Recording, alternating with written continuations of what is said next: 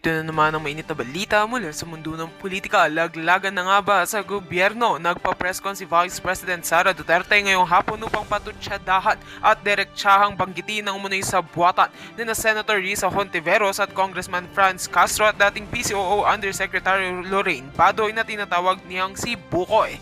Sa gitna ng mga usapin ukol sa budget at controversial na confidential funds, sinabi ni VP Sara na may mga individual sa gobyerno na ginagamit ang kanilang posisyon upang siraan ang kanyang tanggapan. Ipinahayag niyang may organisadong hakbang umano na layuning pahinain ang Office of the Vice President sa pamamagitan ng media attacks at maling impormasyon.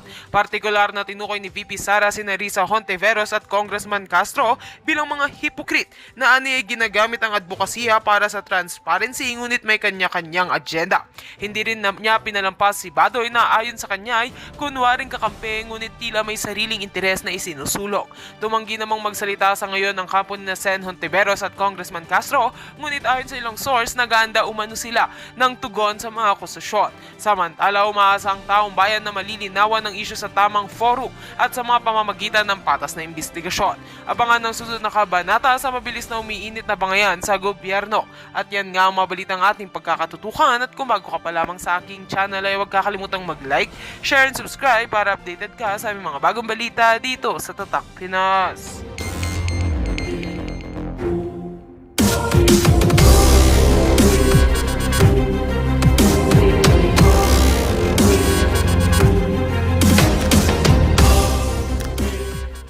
Utak niyan. Puro pulbos na utak niya sa kakasingot niya ng pulburon. Di ba? Wala na utak si Marcos Jr. Ang bumubulong na lang sa kanya, umuorasyon sa kanya, alam niyo kung sino? Si Boying Remulla.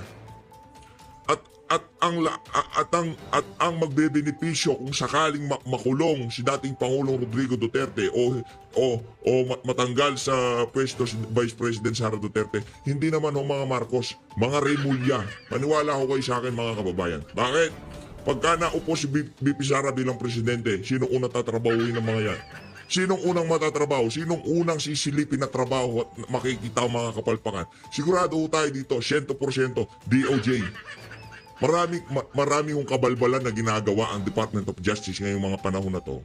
Kaya talagang has tuloy. As much as possible, hindi makauwi sa Pilipinas itong si dating Pangulong Rodrigo Duterte. Yun ho yun mga kababayan. Kung gusto nilang meron na mangyari kay Tatay Digong doon, di ba? Nakakalungkot man nung isipin. Parang yun ho talaga atang endgame nila na hindi na nila pauwiin dito si dating Pangulong Rodrigo Duterte ng, di ba? May enerhiya ika nga, hindi na makakapagsalita. O kung sakaling mangyari yon, at lagi ko sinasabi dito, ang tadhana merong plano. At kung ano man ang plano ng tadhana, base sa aking nanonostra, sa aking nakikita, paborable ho lahat yun kay VP Sara. Tuloy ko natin. Ano pa ang sinabi ng palasyo kaugnay ng mga testigo laban kay dating Pangulong Duterte?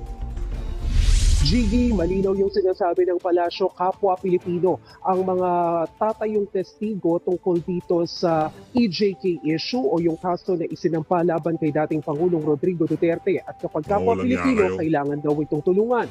Ang sinasabi ni Palace Press Officer Undersecretary Claire Castro, ang sinasabi naman daw ng Commission on Human Rights ay katulad din ng stand ngayon ng gobyerno na kahit na ano pang circumstance nitong testigong ito, mapa-abroad man, mapa dito sa Pilipinas, kailangan silang bigyan ng proteksyon. At ito rin naman daw ang gustong mangyari ng Pangulong Bongbong Marcos, ang masiguro na mabigyan ng hustisya ang sino man na dapat makatanggap ng hustisya. Although sinasabi nga niya na hindi naman direktang nakikipagtulungan ang Malacanang sa International Criminal Court, kahit pa binibigyan o bibigyan ng proteksyon ng Department of Justice ang mga testigong ito. Naritong pahayag ni Undersecretary Claire Castro.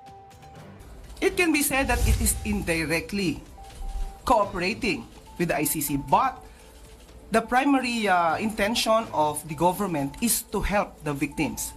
And Madam, indirectly, directly, the time na nagbigay kayo o tumulong kayo dyan, nakikipag-cooperate kayo. Ganun ho yan. Pwede naman, hindi, wala kaming pakialam dyan. Mga pribado yan. Kung gusto nila magpunta sa ICC, nasa kanila yan. Pwede nyo naman itago kasi inuna mo mga kadaldalan mo. Inuna mo pagiging, meron tawag si VP Sara dito sa alin na to. Inuna niya yung pagiging, ano niya, 80-80 niya. Oh, pwede mo naman itanggi. No, hindi namin gagawin yun. Kaso naluto na nitong si Bonjing. Di ba, sinabi niya, ililipad namin. Pinangangalandakan talaga. Ililipad namin. Kami dito, protektado namin. Yung 2 hanggang sa 3 testigo laban kay Digong sa ICC. Ililipad namin sila. Anak ng toko ngayon. Ito, na-corner itong si 80-80. 80-80 yan. Kung merong 50-50, ito matindi ko ito mga kababayan. 80-80 to. Diba, pagka sa hospital, 80-80 na yun. Hanap, iiling na yung doktor. Ano na ako, 80-80 na tayo. O kaso ito, matindi mga kababayan. Ay, 50-50, diba? Iiling yung doktor ng ngayon. Ano, 50-50 na to. Pero itong si Auntie Claire, mas malala ko ito mga kababayan. Pagka yung doktor sinabi niya na 80-80 yan, ano ko. Diretso yan, sa bataan, maribeli. Ano kaya ka, Auntie Claire? Pwede niyong itanggihan. Kasi sinunugo sila nitong si Bonjing. Protektado namin, ililipad namin. Government money, yung buwis ng sambayanan, ang pinangpoprotekta namin. Mga sinto talaga, lalakas ng mga tama. And the witnesses of the victims to get the justice they need. Yeah. At Maricel, may komento na ba ang palasyo sa pagtanggi ng gobyerno ng Australia na kupkupin ng dating Pangulo sakaling mapagbigyan ng ICC ang kanyang interim release? Ayan, mamaya pag-usapan ho natin yan. Isa na naman tumataginting na fake news yan galing sa social media. Wala akong request na doon tutuloy si Tatay Digong. Galing na ho mismo kay VP Sara. Pinapaandaran lang kayo. Pinapaandaran lang kayo. Kumagat naman kayo. Wala akong request ng interim release o host ng Australia si Tatay Digong. Wala akong ganong request.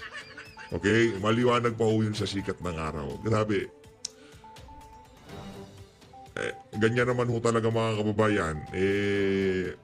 Talagang sinusubukan ho nilang habulin, pigilin, lahat ng pwedeng mapipigilan, lahat ng pwedeng malalapitan para hindi lamang makalaya itong si Tatay Digong. Sobrang nababasag ho yung puso natin pag nare-realize natin na pagkatapos ng lahat ng binigay na yun ni Tatay Digong, yung dugot pawis niya para maprotektahan ang ating mga kabataan. Ito yung susukli ng mga walang yung Pilipino. Binenta ho talaga Binenta ho para ho itong panahon nitong si Jose Rizal, no? Para panahon ng ayaw ko ikumpara doon sa panahon ng Panginoong Jesucristo kasi iba yun Yun na lang ho sa mga bayani natin kung paano pinagkaluno ng kapwa nila Pilipino sa mga Amerikano, sa mga Espanyol, di ba? Mga ano yan, yan mo talagang literal na mga traidor sa bayan, yung mga nagpakulong kay dating Pangulong Rodrigo Duterte. Diyan sa The Hague, Netherlands. Sila ho yung mga Judas na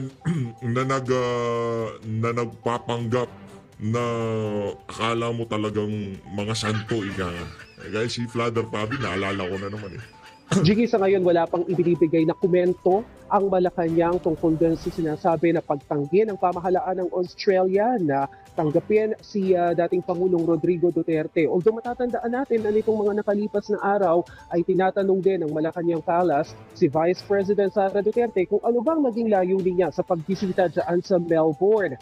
Kung personal ba ito o pang-official daw na function ang ginawa dyan ni VP Sara, because if it's official function, obligasyon daw ni VP Sara na magpaliwanag sa taong bayan kung ano yung kanyang mga accomplishments. Maliban dyan, wala nang idinagdag na pahayag pa ang Malacanang sa ngayon. Chigi?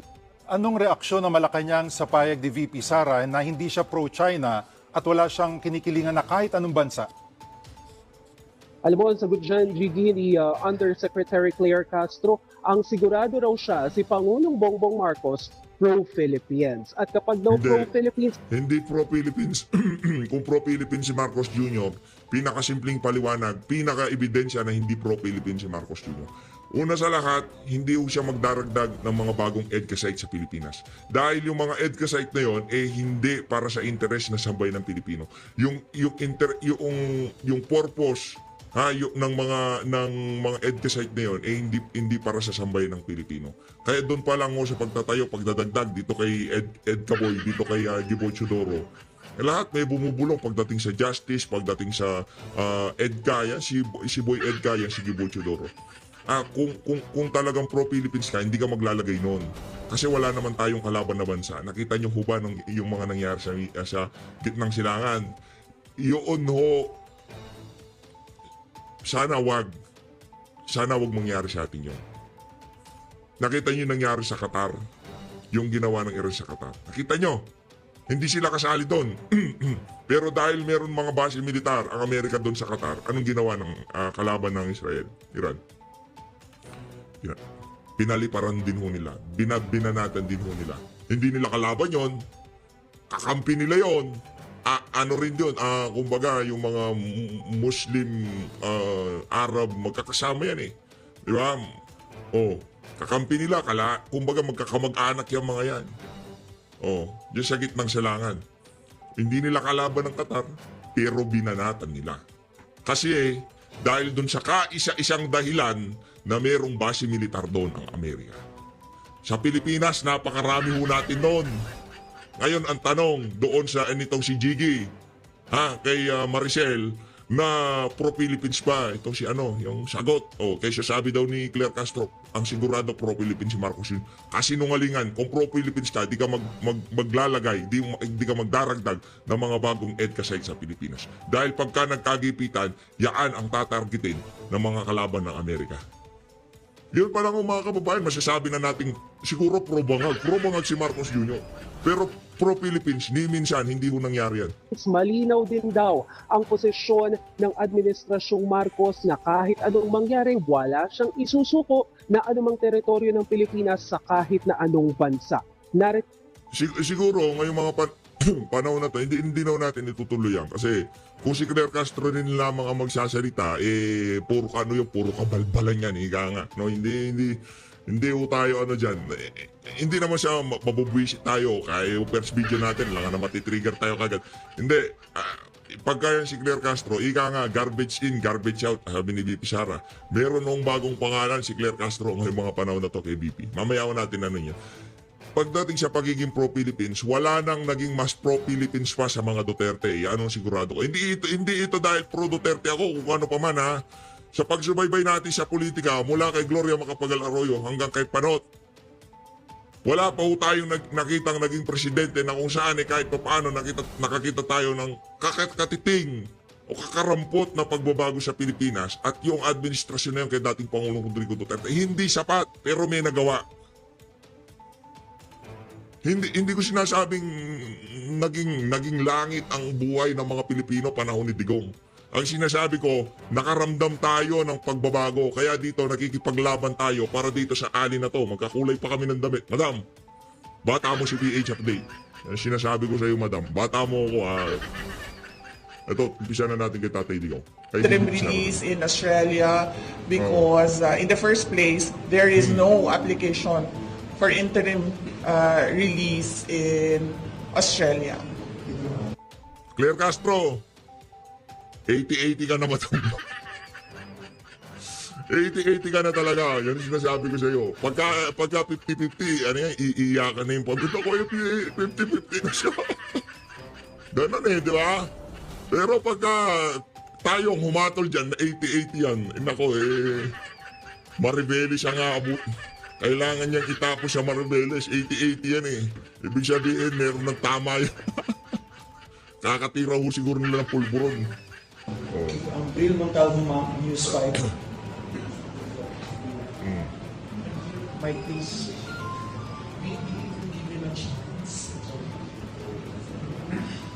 Grabe, ang ganda ni BP, no? Talaga si BP, sobrang ganda. Palakpakan, nakikita ko lang tong si BP. Kunyari, pag nakita ko si Claire Castro, yung parang nagiging makulimlim ang buhay ko, yung tipong, pag nakita mo sa balita, kaaga-aga makikita mo yung mukha ni Claire Castro, parang ang dilim. Yan silang bangag, yan sila. Pagka nakita ko si BP Sara, sunshine ang nakikita ko, yung tipong lumiliwanag ang buhay, di ba? Yung parang may pag-asa pag nakikita ko yung pagmumukha na yan. Iyan, pagka naging presidente yan, ito sasabihin ko sa inyo mga kababayan, yan ang magiging architect ng ating foreign policy. At kung yan ang magiging architect, sigurado pro-Philippines ang mangyayari dyan. Hindi pro-China, hindi pro-America, hindi pro kung ano pa man, pro-Filipino.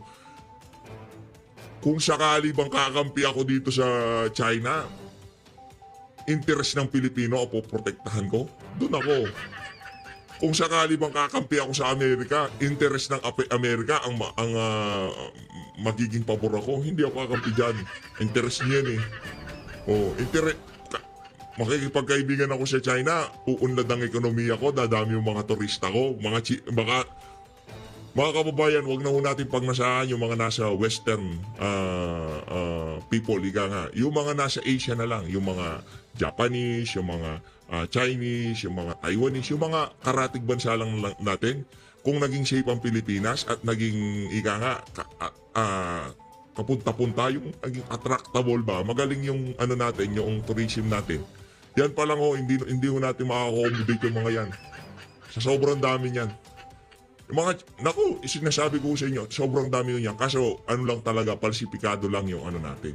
Kung yan ang maging kaibigan natin, yun talaga, interest ng Pilipino ang tinutulak natin dyan.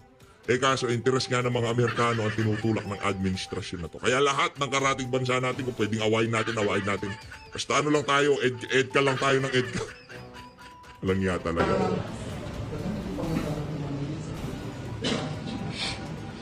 VP, yung statement mo na ayaw ng titigin mo, bobo na ang nasa administration. Sinabi ng palasyo na emosyonal ka daw at may pasaying pa na when emotions are high, intelligence are slow, but never speak out of anger. No, I'm not angry. I'm just stating a matter of fact. Yan. Hindi ako emotional. Nakita niyo naman ako kung paano ako maging emotional. Hindi pa ako umaab. Pag naging emotional si VP Sara, alam niyo naman ginagawa niya. Nag-hire na ako ng ganito. Yun ang emotional na Sara Duterte. Pero hanggang di tayo maabot doon, hindi pa si emotional. Kayo naman taga-palasyo. Madam, ginagaslight ka lang. Abot doon. I'm just stating a fact that really kulang-kulang yung brain cells ng mga taong nagsasalita para sa administration. Diba sabi ko na sa inyo, 80-80 ang mga yan. Kulang-kulang mga brain cells ng mga yan. Galing na mismo kay VP eh. Pag naging presidente yan, tulungan natin sila, VP. Pagawa tayo ng bahay na maraming doktor. Yung doktor sa utak. Yun, mga psychology ba yun? Pasok natin lahat sila doon, tapos lagyan natin ng kulay puti na damit. Yung mahaba yung manggas, tapos itatali natin sa bewang nila. Nakaganyan sila. Kasi baka mga gat pati bibig lagyan natin ng tali. Rehabilitation center para sa mga 80-80 pag nanalo si VP. Number 1 yan. Follow up, VP. Diversionary tactics mo lang yung statement mo na ikaw ang front-runner sa 2028 election na gusto kang pabagsakin ng administration. Oh, of course not. So, let's just say na diversionary tactic ko yung yung presidential elections for 2028. Hypothetically, ganun yon. So, lumipat tayo sa ibang rason kung bakit nila ako atakihin. What they are doing is what is called political scapegoating. Kapag walang nangyayari sa administrasyon mo at walang ginagawa yung principal o yung presidente, ang gagawin nila is magtuturo ng ibang tao. Kapag merong question sa kawalan ng ginagawa ng administrasyon, ang gagawin nila ay magtuturo sa ibang tao para nawawala yung tanong at para nagugulo ang mga tao.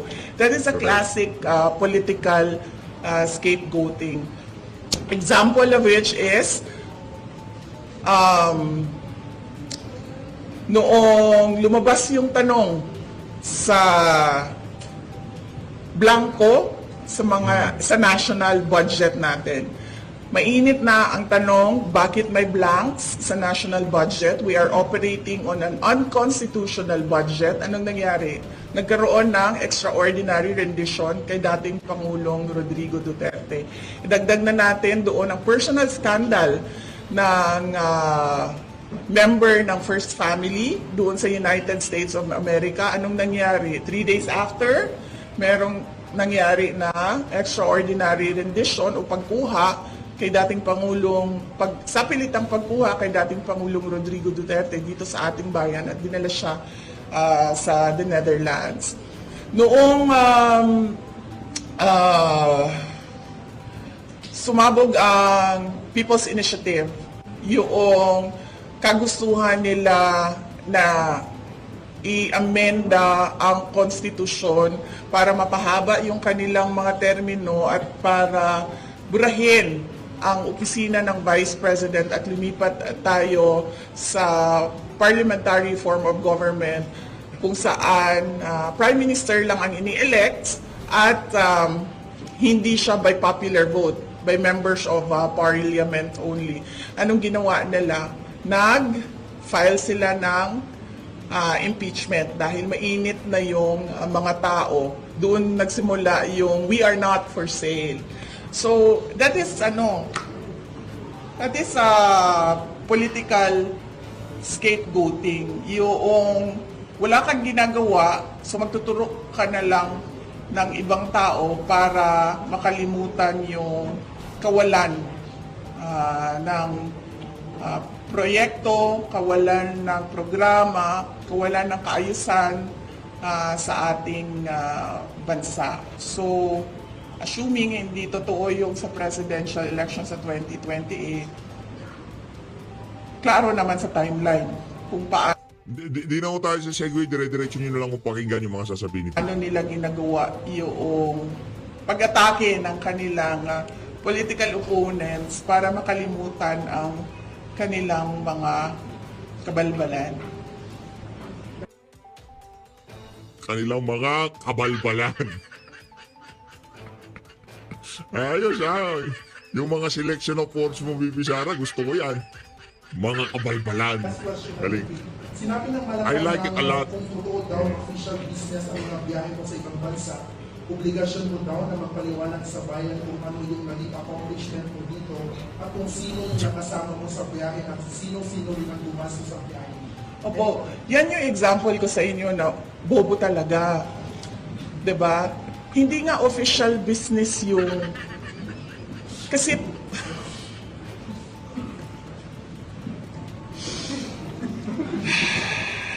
Napabuntong hininga na lang si Bibi.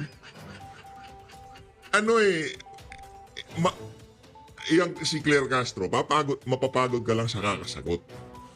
Walang hindi naman pwedeng di sagutin ni BP. Alam ka naman sabi niya, next question. Yung kailangan sagutin ni BP. Kaso sagot niya, ito na nga mga kababayan, malupit.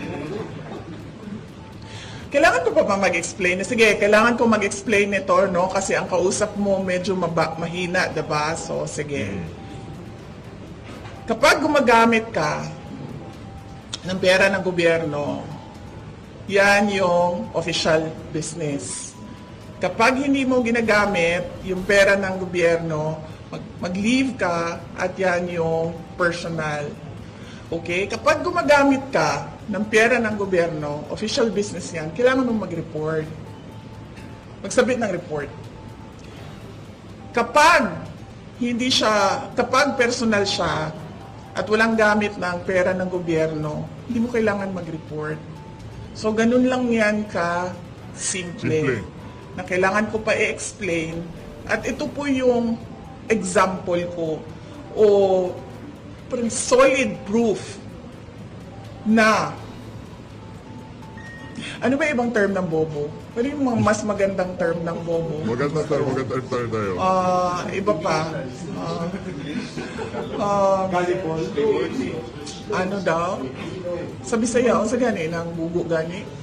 Bugo. Ay. Pero sa kuan, sa Bisaya slang, sa ang bugo. Oplok. Mas worse. Hoy, uplok! Mga uplok! Wala nga yung tawag natin kay Claire Castro, uplok. Nasa bubo eh. Yung medyo maganda pakinggan pero nagsasabi ka pa rin na bobo. Upload ko na lang una, maganda yun. Slow? Hindi, upload, anong slow? Slow kasi hindi siya bobo slow. Siya hina lang, no? Ano pa iba? Bobo na lang, Hindi, upload na lang. Diba? Yan yung example ko. Kita nyo, kailangan ko pa explain. Nakakahiya na yung ginagawa nila. Sa totoo lang, as a Filipino, I am truly embarrassed with what is happening in our country, especially coming from the administration. Last two questions, VP. Yes, Ma'am Aimee, please use the mic. VP. Okay.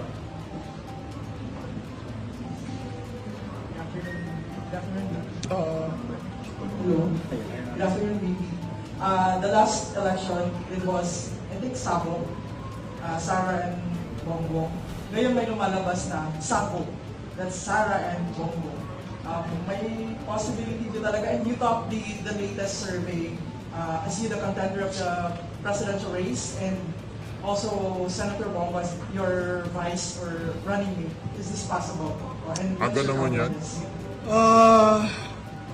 Well, sinabi ko kanina, may nagtanong din niyan kanina, galing kami sa Igapos. Masyado pa kasing malayo yung 2028 para natin basihan yung surveys. Ang pinakamaganda kasi na survey na basihan is yung kung pag nakikita mo na kung sino yung mga official candidates ng certain position. Yun yung pinakamaganda na tingnan na survey kasi kandidato na sila lahat. So maganda na yung spread ng numbers. So masyado siyang malayo for 2028 and hindi natin alam kung anong mangyayari bukas. In fact, by my experience, and we saw this as well with in 2016 with former President Rodrigo Duterte na very last minute yung decision niya. Yung sa akin naman was change of not really a change, no, but I ran for a different position. So antayin na lang siguro natin yung mga surveys kung saan nakikita na talaga natin kung sino yung mga kandidato for president. Thank you, Ma'am Aimee. VP, last question. Yes, sir. Sir, use the mic. VP, ano po yung masasabi natin sa ating current government na everybody is worried na po sa nangyayaring kaguluhan sa ibang bansa, especially may mga OFW po tayo mula sa Iraq at saka sa Iran. But still, they are thinking of politics pa rin po dito sa ating bansa. Nakakalungkot dahil as I said, ganyan, no? Scapegoating yung ginagawa. Delikado na yung buhay ng ating mga kababayan doon sa mga bansa na apektado ng kaguluhan sa Middle East. Pero somehow wala pa rin tayong nakikita na concrete plans and actions from the administration on how they will process the repatriation of those who want to come home, or how they will give protection to those who want to stay in the Middle East. Yan po yung sana ngayong nagkaroon ng di ba nagkaroon na ng ceasefire. Sana ngayong ito i-capitalize ng pamahalaan itong opportunity na to para yun na talaga yung tipong ilipat na yung mga OFW natin. Kasi lang yan yung tipong temporary lang yan. Di ba tayo pagka Christmas sa mga makakaliwa, nagkakaroon din tayo ng ganyan. Pero after noon, doon sa kung gaano lang katagal yan, babalik na naman sila sa bakbakan. Kumbaga, replenish lang itong kabilang kampo, replenish lang sila ng mga arsenal nila.